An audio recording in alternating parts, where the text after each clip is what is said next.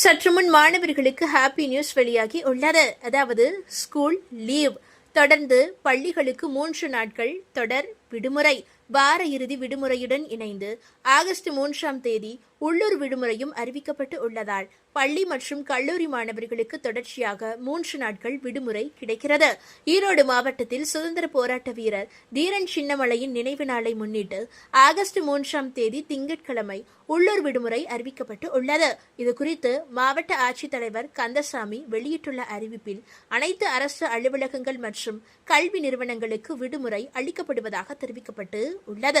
சுதந்திர போராட்ட வீரர் தீரன் சின்னமலையின் நினைவு நாளான ஆடி திங்கள் 18ஆம் நாளை முன்னிட்டு இந்த உள்ளூர் விடுமுறை வழங்கப்பட்டு உள்ளது.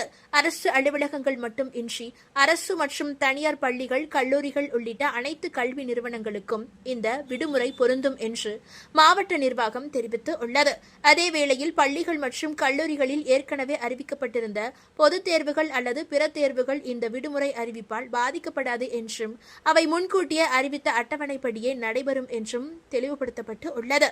இந்த உள்ளூர் விடுமுறையை ஈடு செய்யும் வகையில் ஈரோடு மாவட்டத்தில் உள்ள அனைத்து அரசு அலுவலகங்கள் மற்றும் கல்வி நிறுவனங்களுக்கும் ஆகஸ்ட் 22 அதாவது சனிக்கிழமை பணி நாளாக அறிவிக்கப்பட்டு உள்ளது.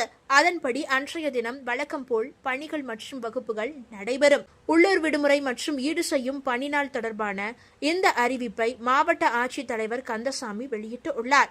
இதனால் பொதுமக்கள், அரசு ஊழியர்கள், மாணவர்கள் மற்றும் கல்வி நிறுவனங்கள் தங்களது திட்டங்களை அதற்கேற்ப முன்கூட்டியே திட்டமிடுமாறு மாவட்ட நிர்வாகம் அறிவுறுத்தி உள்ளது.